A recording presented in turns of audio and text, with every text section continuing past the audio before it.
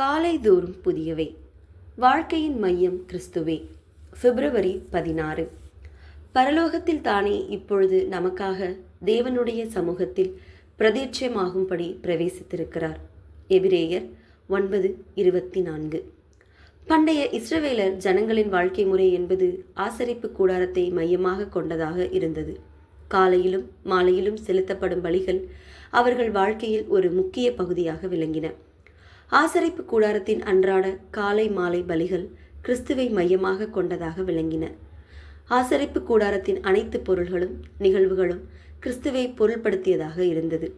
இன்று நம் ஆவிக்குரிய ஜீவியம் என்பது கிறிஸ்துவை பற்றியதாக இருக்க வேண்டும். நமது ஜீவியத்தின் மையம் அவரே. ஆசாரியர்கள் பரிசுத்த ஸ்தலத்தில் பிரவேசிக்கும் போது அன்றாட பலிகள் பலிபிடத்திலே பலியிட ஆயத்தமாகவே இருந்தது. தொழுகை செய்ய வரும் மக்களுக்கு இது மிகுந்த உற்சாகத்தை கொடுத்தது. அந்த நேரம் பார்த்து ஆட்டை தேடாமல் ஆடுகள் எப்போதும் தேவாலயத்திலே ஆயத்தமாக இருந்தது. திட்டமிடுதலும் ஆயத்தப்படுத்துதலும் தொழுகையின் முக்கிய அம்சமாக விளங்குகிறது. அதுதான் மகிழ்ச்சிக்கு ஆதாரம். ஆசாரியர்கள் தங்கள் பணியின் மூலம் தேவனுடைய பிரசன்னத்தில் பிரவேசிக்கும் முன்பு மக்கள் தங்கள் பாவங்களை அறிக்கை செய்த வண்ணம் இருப்பார்கள். அதுபோல இன்றும் கர்த்தருடைய ஜெபத்துக்காக தொழுகைக்காக நாம் கூடும்போது நம்மை தாழ்த்தி பாவங்களை அறிக்கை செய்து தேவனுக்கு மகிமையை செலுத்துவது அவசியம்.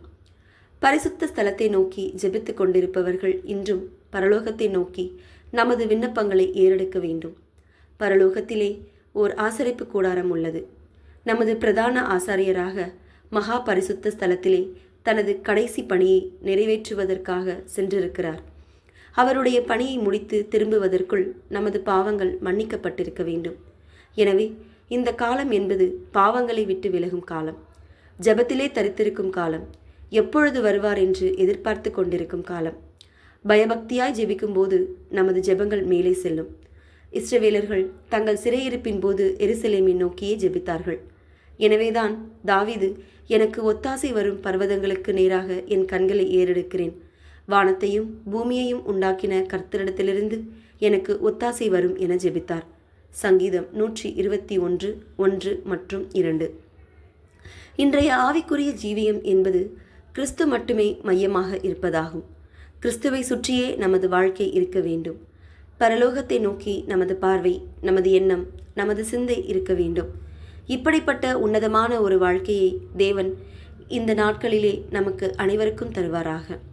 இந்த நாள் ஒரு இனிய நாளாகட்டும். ஜெபம். அன்பின் பிதாவே, நாங்கள் உம்மை அறியவும் உம்மோடு இருக்கவும் எங்களுக்கு கிருபை அருளும். ஆமேன்.